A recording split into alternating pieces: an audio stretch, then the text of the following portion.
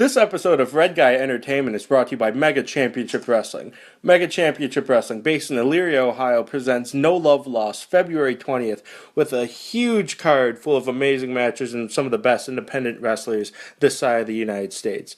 One match that's definitely going to be potentially a show stealer is Derek Direction going one-on-one with Joshua Singh for the Infinity title.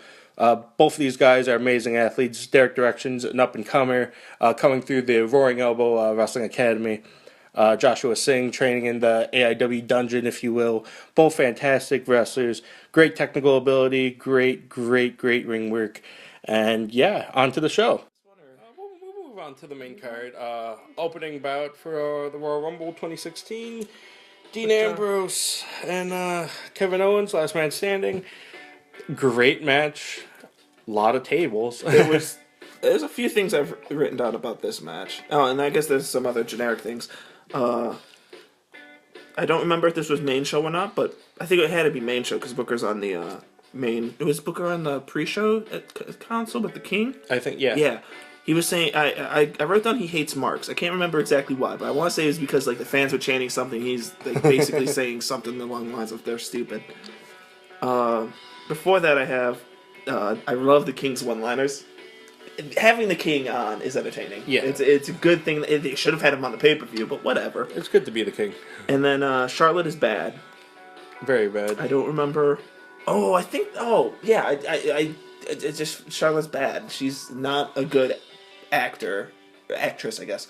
She's not able to. Like, she doesn't make me feel like she's like actually portraying this character. She doesn't make me hate her because she's a heel. She makes me hate her because she exists. Yeah.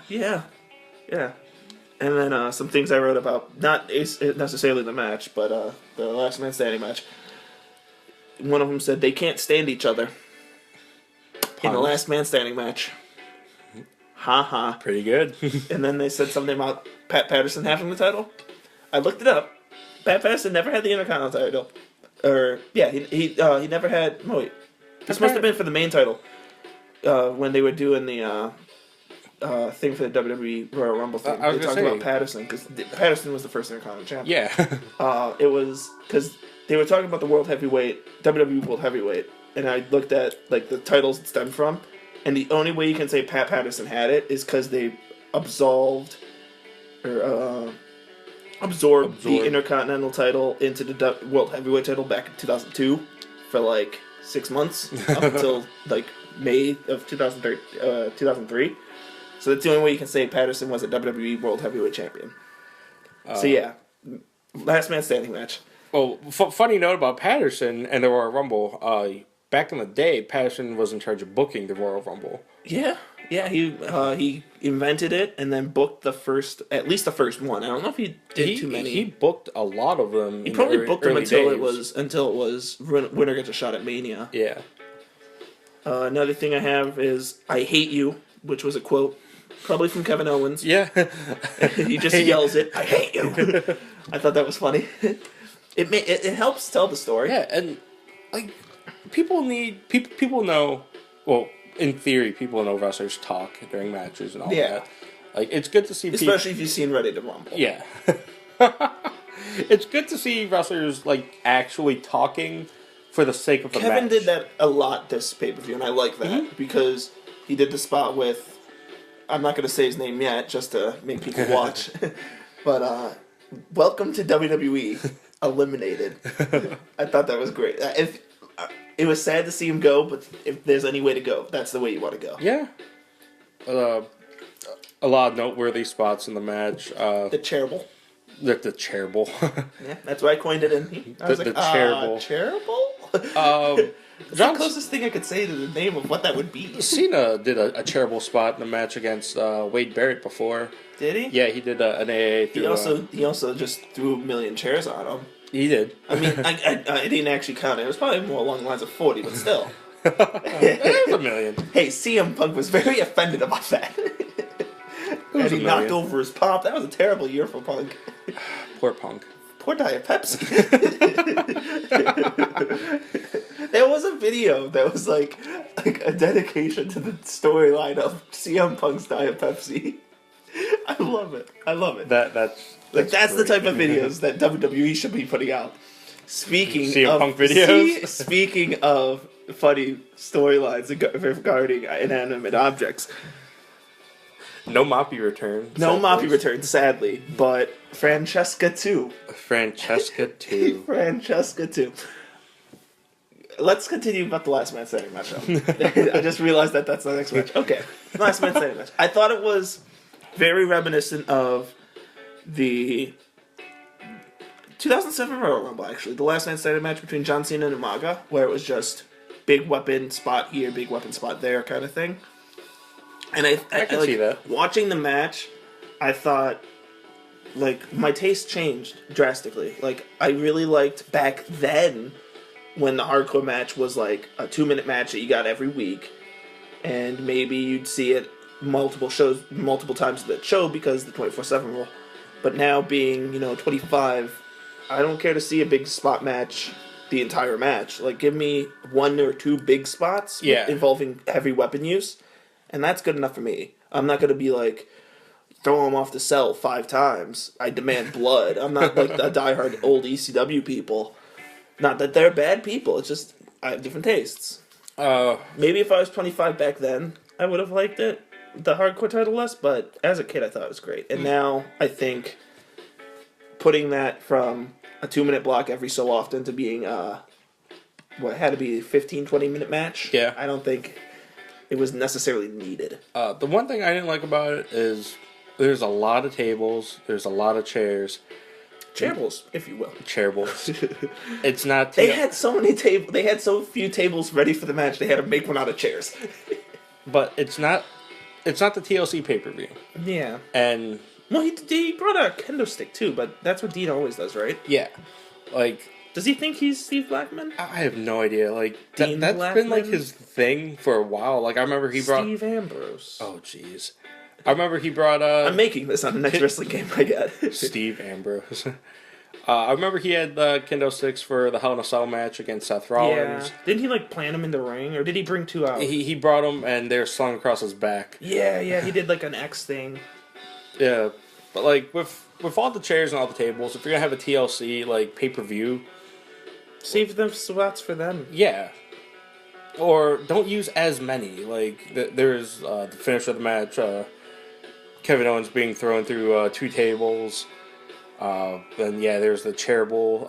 There's the elbow drop through a table. I think I honestly tuned out of the match when they broke through. I want to say they broke through the barrier, and then shortly after, I think it was either shortly before or shortly after, they set up a table outside the ring, and then didn't do anything immediately with it. So I was like, okay, I don't care anymore. Like if you're gonna set something up, like or if you're gonna have someone go through something later on, have it already set before they come out or something. I don't like that.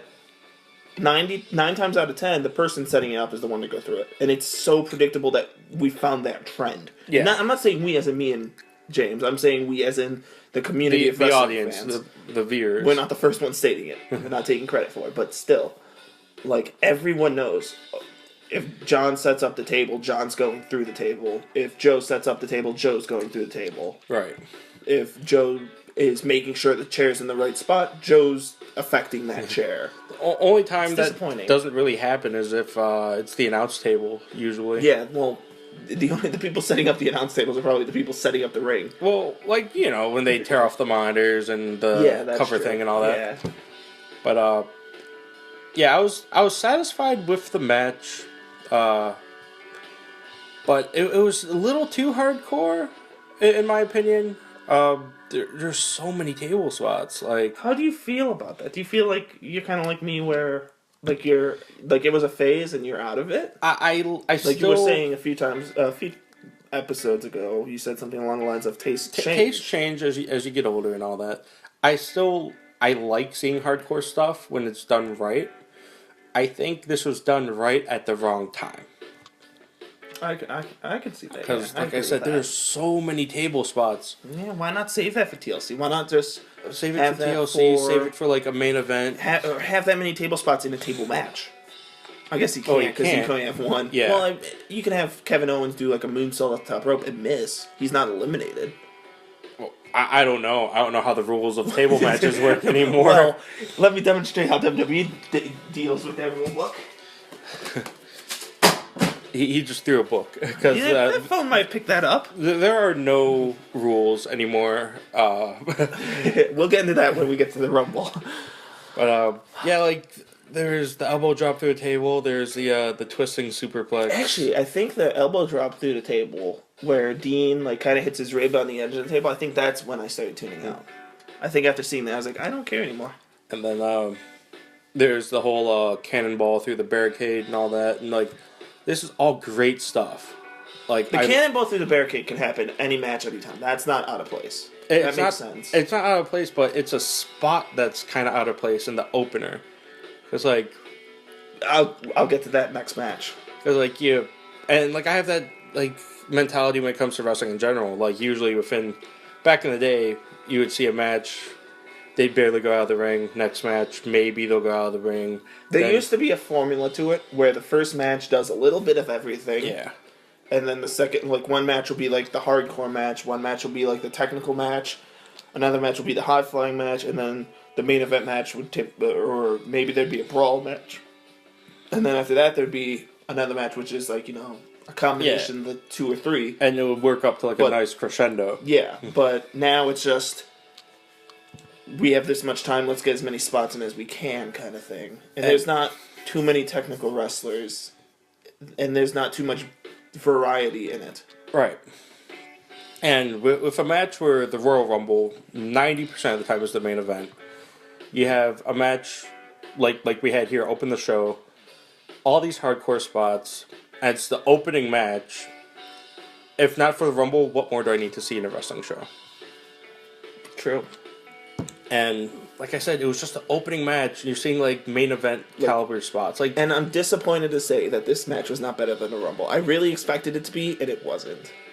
Like I think, because I expected this to be, like my dream was to have Owens just obliterate him, but it ended up being like take turns going through shit.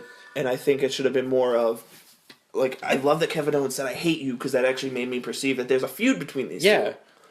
Besides that, it was just people doing dangerous things to the other for the sake of doing dangerous things to an opponent. And you're hearing an ad right now, but I apologize. Maybe if I didn't mention it, I could have cut it out. Probably. But, like, there was no, like, they did it in the Rumble a lot, where the people are, like, face-to-face, and they're just punching each other at the same time. It should have been that. It should have started off with that for like 10 minutes until somebody fell. Yeah, like just maybe not 10 minutes, but like you know what I mean. You could like start out with like bell rings, the two clash in the middle, punches, all that. Go into like a universal spot, arm drag, whatever. Do like a whip, back elbow kind of thing.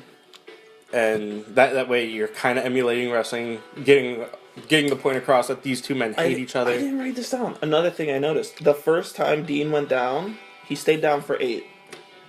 How are you supposed to sell that you're right? There's no build like, after you can't that. Like after that you can't get up before 8. You'd be killing it.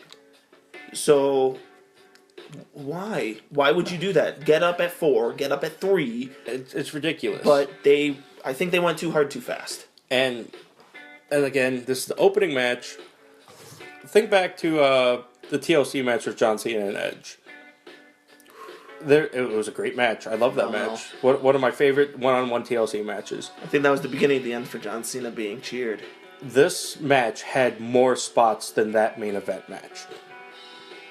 Yeah, maybe. I can only really remember 3 or 4 spots from that match. There's the 5-knuckle shuffle off of a ladder. There was the FU off the ladder. Yeah, and then there was a spot with Lita. I can't remember exactly what happened. I want to say Lita did something where she pulled John Cena and caused him to get screwed. But there weren't that many super dangerous spots. And there's Cena going off the ladder through the table outside. Yeah. Which, oh my god, if they tried to do that today... I mean... Who would be trusted to do that to him? Triple H. The Rock. Who knows? But then... We'll get to that later. You see that going on in a main event match... Yeah. Then you come to this as an opener. Through the barricade, through a bunch of tables, chairs, kendo sticks. If it wasn't for Owen saying, I hate you, I wouldn't have thought these guys hated each other. Yeah, it felt like, very indie. Like, Do you think that's going to be a problem since all the people coming up are people from NXT that were from the Indies? Yes and no, because you look at Daniel Bryan. He had He had so many years in the Indies, but he can actually yeah tell he a story in a match. He could tell a story in the match. Did he ever train with like the Hart family at all? I know he trained with Shawn Michaels ish and William Regal. Yeah, I know he did that, but because Bret Hart was a great storyteller in a match, so I was wondering if he had any connection to that. I honestly don't have I don't have a clue of right now. It's not at the tip of my head. Okay. But Daniel Bryan had a great like hardcore match with Kane during his world title run. Yeah. And even then, it wasn't like a crazy spot fest or anything like that. He's from the Indies. And that's a hardcore match. Yeah. You have Luke Harper from the Indies. Oh my god. And with the limited things that he's allowed to do, he still tells a pretty good story. And yeah, some would say I think he's really good at playing crazy. he's great. Like I'm thoroughly convinced he's crazy in real life. Like he reminds me of Bruiser Brody, and he's not even trying to be Bruiser Brody. Yeah, I remember his you telling me his indie name was based off Bruiser Brody, and then Brody I looked Lee, it up, and it was because of he liked Mallrats. Yeah. And Jason Lee plays Brody something or other, so he named it Brody Lee, and I was like, this is not based off of Bruiser Brody at all. He looks like 20 years. Like he's the 20-year-old kid of Bruiser Brody. He's not. It's unbelievable. I mean, granted, he looks like he's 40 now, but back then he looked like he was 20. But yeah. As far as the opener goes, If you had to rate it out of 10, 0.5. I'd rather give it a letter grade. I'll give it a C plus. C+. If it was on a different position on the card, or maybe even a different. If it was the match before the Rumble, do you think it would have been better? Would you have graded it better? No, because it's the Rumble, and the Rumble happens, and But you're gonna forget what happened before it. not even that. You're gonna remember what happened before, and then they were still in the Rumble. Spoilers. Yeah. Which was a dumb idea. Yeah. In my opinion. Like if this was like at Fastlane or something, B plus, maybe even an A. Or maybe if this was at TLC, the pay-per-view before. Yeah, like What was their match at pay-per-view? Did they have one? Did they face each other? I do believe. I want to say they did. I want to say this has been an ongoing feud since Survivor Series. And another thing I noticed during the Rumble, they're not putting Kevin over at all. Kevin hasn't won a pay-per-view match since he won the Intercontinental title. And I think he defended it once against Ryback. That's it. They're not putting him over. He's getting himself over. They keep calling him fat, and he's been making fat jokes on his Twitter like forever, which is funny. It's so sad. They're doing the exact. They're trying to destroy him, and he's just having none of it, which just shows you how great of a wrestler and performer Kevin Steen is. Kevin Owens. Is his real name Steen? Because if his real name's Kevin Steen, he should have just kept that. Well, he went with Kevin Owens because it was a tribute to Owen Hart, and he named his first son Owen. Okay, I respect that. It's like Kevin something French. Kevin French would have been a weird wrestling name. Yeah. Okay. If it was his name was John Cena and he named John Jackson, I would have liked that. John Jackson. Like, just be John Cena. It's so much easier. But yeah, I think great match at the wrong time. Yeah. Slightly impacts your rating on it. It makes sense. I agree. Moving on to the tag team title match. Okay. And first thing I